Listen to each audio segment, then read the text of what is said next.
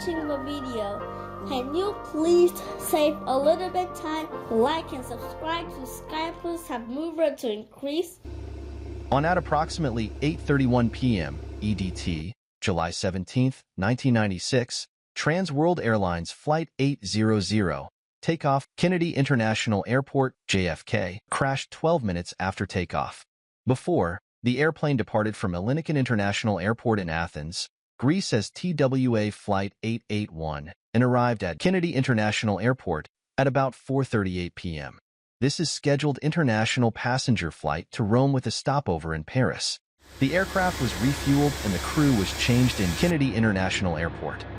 The accident airplane, registration N93119, was manufactured by Boeing in July 1971. The plane was purchased new by Trans World Airlines in 1971. The aircraft had completed 16,869 flights with 93,303 hours of operation and was powered by Pratt & Whitney JT9D 7AH turbofan engines. On board TWA 800 were 230 people, including 18 crew and 20 off-duty employees, most of whom were crew meant to cover the Paris-Rome leg of the flight. 17 of the 18 crew members and 152 of the passengers were Americans. The remaining crew member was Italian, while the remaining passengers were of various other nationalities. The crew was led by 58-year-old Captain Ralph G. Kevorkian, who had flown for TWA for 31 years and the U.S. Air Force for 9 years and had logged 18,700 flight hours, including 5,400 on the Boeing 747. Captain/Czech Airman Stephen E. Snyder, 57, had flown for TWA for 32 years and had logged 17,200 flight hours, including 4,700 on the Boeing 747. Flight engineer/Czech Airman Richard G. Campbell Jr., 63, had flown for TWA for 30 years and the U.S. Air Force for 12 years and had logged 18,500 flight hours, including 3,800 on the Boeing 747. Also with the crew was 25-year-old flight engineer trainee Oliver Crick, who previously served as a business pilot for 4 years and had 2,500 flight hours, including 30 on the Boeing 747. Crick had flown for TWA for 26 days and was starting the 6th leg of his initial operating experience training. TWA 800 was scheduled to depart JFK for Charles de Gaulle Airport around 7 p.m., but the flight was delayed until 8:02 p.m. by a disabled piece of ground equipment and a passenger and baggage mismatch. After the owner of the baggage in question was confirmed to be on board, the flight crew prepared for departure, and the aircraft pushed back from Gate 27 at the TWA Flight Center. The flight crew started the engines at 8:04 p.m. However, because of the previous maintenance undertaken on engine number 3, the flight crew only started engines number 1, number 2, and number 4. Engine number 3 was started. TWA 800 then received a series of heading changes and generally increasing altitude assignments as it climbed to its intended cruising altitude. Weather in the area was light winds with scattered clouds, with dusk lighting conditions. 10 minutes later, at 8:14 p.m. taxi and takeoff proceeded uneventfully.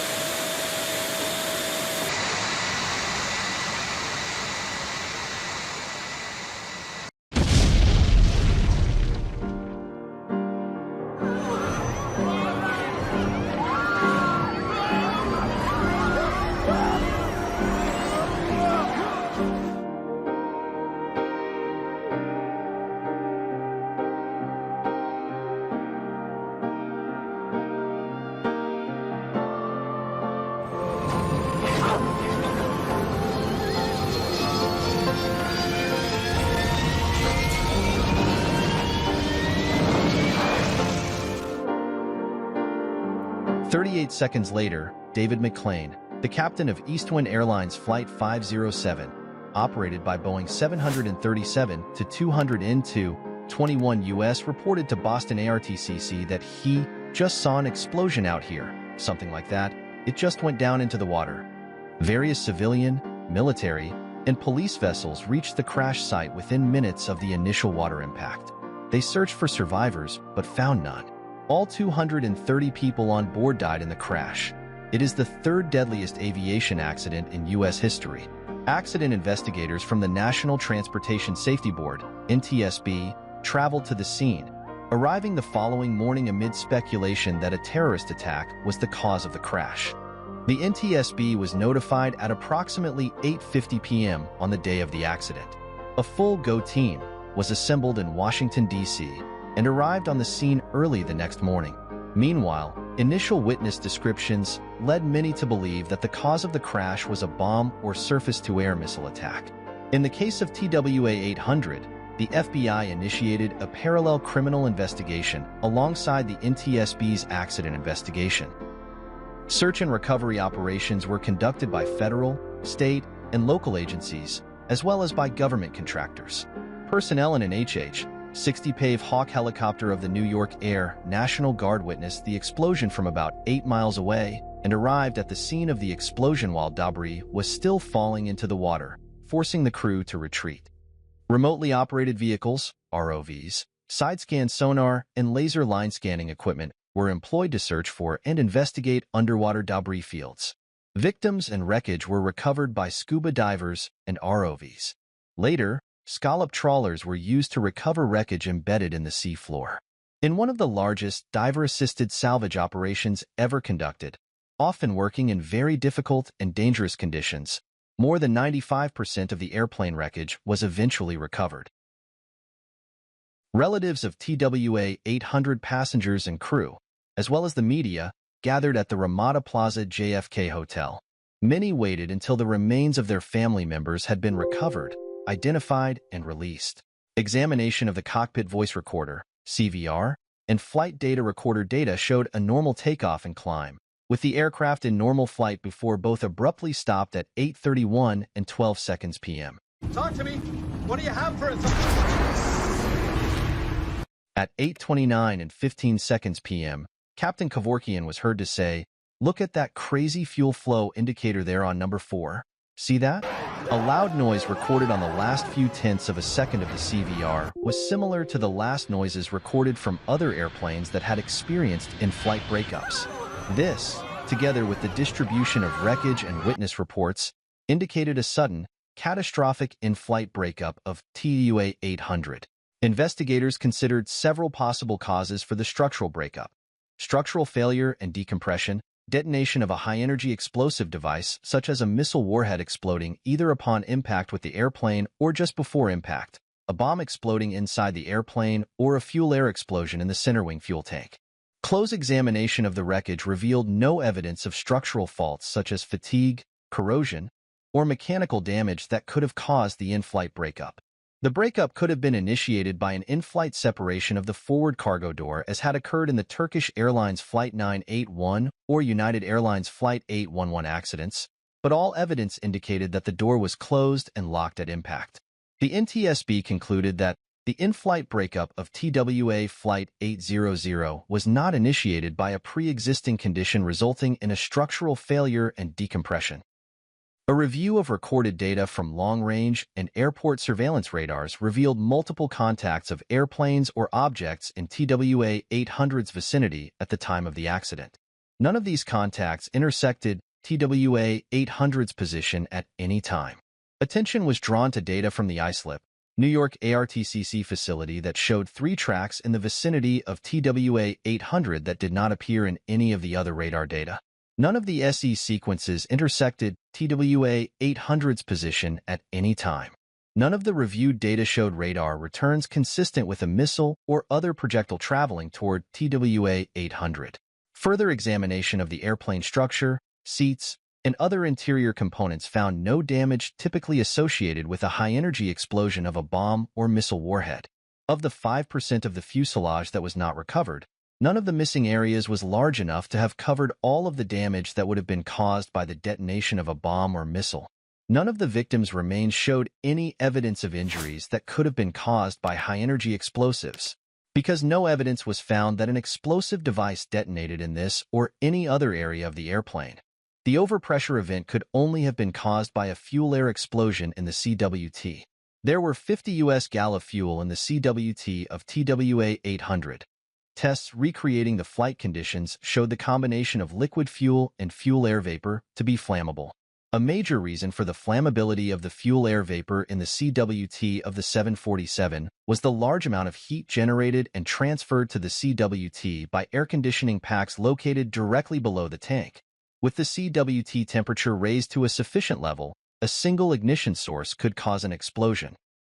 To better determine whether a fuel-air vapor explosion in the CWT would generate sufficient pressure to break apart the fuel tank and lead to the destruction of the airplane, tests were conducted in July and August 1997 using a retired Air France 747 at Brunningthorpe Airfield, England.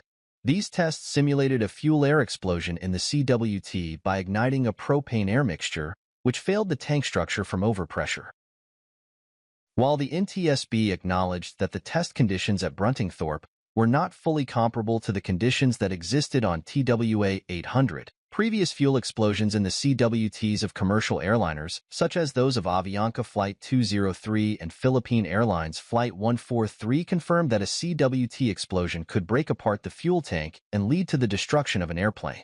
Ultimately, based on the accident airplane's breakup sequence, wreckage damage characteristics, scientific tests and research on fuels, fuel tank explosions, and the conditions in the CWT at the time of the accident, and analysis of witness information, the NTSB concluded that the TWA Flight 800 in-flight breakup was initiated by a fuel/air explosion in the CWT. A wreath is cast into the Atlantic Ocean after a ceremony to honor the deaths of the passengers. On July 18, 2008, the United States Secretary of Transportation Mary E. Peters visited the facility and announced a final rule designed to prevent accidents caused by fuel tank explosions. The rule required airlines to pump inert gas into the tanks. During the investigation, the NTSB and the FBI clashed with each other. The agencies lacked a detailed protocol describing which agency should take the lead when whether an event was an accident or a criminal act was initially unclear. At the time of the crash, 49 CFR 831.5 specified that the NTSB's aviation accident investigations have priority over all other federal investigations. In 2005, the NTSB and the FBI entered into a Memorandum of Understanding, MOU, that stated that the immediate aftermath of a transportation accident, the NTSB is the presumptive lead investigative agency and will assume control of the accident scene. The FBI may still conduct a criminal investigation, but the NTSB investigation has priority. When investigative priority remains with the NTSB, the FBI must coordinate its investigative activities with the NTSB investigator in charge. The TWA Flight 800 International Memorial was dedicated in a 2-acre, 8,100 square meters, parcel immediately adjoining the main pavilion at Smith Point County Park in Shirley, New York. Funds for the memorial were raised by the families of TWA Flight 800 Association. The memorial includes landscaped grounds, flags from the 13 countries of the victims, and a curved black granite memorial with the names engraved on one side and an illustration on the other of a wave, releasing 230 seagulls. In July 2006, an abstract black granite statue of a 10-foot-high lighthouse was added above a tomb holding many of the victims' personal belongings. Thank you for watching the video. If you have idea of a blank, please comment below to everyone discuss.